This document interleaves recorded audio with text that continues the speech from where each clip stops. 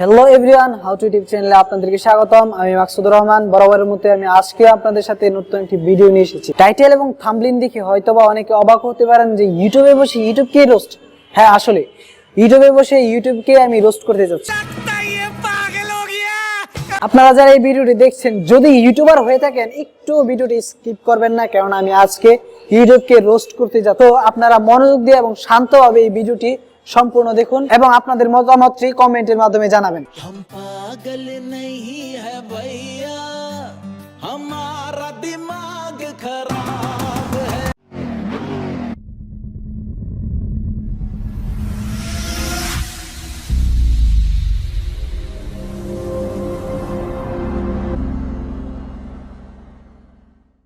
YouTube কিছুদিন পরে পরে নতুন নতুন আপডেট বাইর করছে, যেটার মাধ্যমে আমাদের সমস্যা হচ্ছে। একটার পরে একটা আপডেট করার কোনো দরকারই নেই। যেরকম মাঝে মাঝে এরকম আপডেট করে কোনো দরকারই নেই সব আপডেটের। গত একটা ভিডিওতে আমি দিয়েছি যে বেল আইকন নোটিফিকেশন সাবস্ক্রাইবারদের কাছে যায় না, ওই দিক নির্দেশনা নিয়ে নতুন আরেকটি আপডেট করেছে ইউটিউব। প্রথমে এখানে সাবস্ক্রাইব করা, প্রথম ছিল সাবস্ক্রাইব বাটন। শুধু সাবস্ক্রাইব করলে প্রত্যেকের সাবস্ক্রাইবারের কাছে আপনাদের কাঙ্ক্ষিত ইউটিউবের ভিডিওটির নোটিফিকেশন চলে যেত আপনাদের সেই সাবস্ক্রাইবার গুলোর কাছে। তারপর ওইখান থেকে আপনাদের সবার কাছে নোটিফিকেশন যেত না। তারপর তারা নতুন আরেকটি ফিচার্স অ্যাড করেছে এখানে নতুন একটা ফিচার অ্যাড করেছে যে এখানে বেল আইকনটি ক্লিক করতে হবে। তাহলে বেল আইকনটি ক্লিক করার পরেও অনেক সময় দেখা যাচ্ছে যে আপনাদের এবং আমাদের ভিডিও সাবস্ক্রাইবারদের কাছে যাচ্ছে না। এখন আবার এটাকে নতুন আপডেট করেছে যে এখানে আপনাদেরকে ইউটিউব স্টুডিও বেটার মধ্যে আপনাদের নতুন একটা ফিচার্স দিয়েছে যে আপনাদের কতজন সাবস্ক্রাইবারের কাছে আপনাদের ভিডিও নোটিফিকেশন আকারে যাবে এবং কতজন সাবস্ক্রাইবারের কাছে আপনাদের নোটিফিকেশন ভিডিও আপনার যায়নি এবং ওই নোটিফিকেশন যাওয়ার পরে কতজন সাবস্ক্রাইবার আপনার ভিডিওটা দেখছে।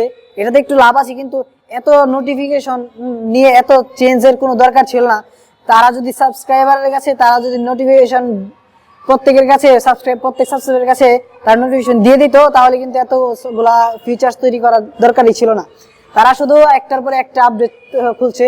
এরকম কিছুদিন আগে আবার অ্যাডসেন্সও আবার একটা মেসেজ দিয়েছে যে আমাদের কাছে একটা নোটিফিকেশন চলে এসেছে যে কিছুদিন পর থেকে আপনারা অ্যাডসেন্সেও একটু পরিবর্তন হবে, যেটা আপনাদের সামনের 28 তারিখ থেকে এই অক্টোবর মাসে 28 তারিখে আপনাদের ওইটা স্টার্ট হবে। তো এখানে অ্যাডসেন্স কি চেঞ্জ নিয়ে এসেছে আপনাদের কাছে সেটা আমি আপনাদেরকে বলছি।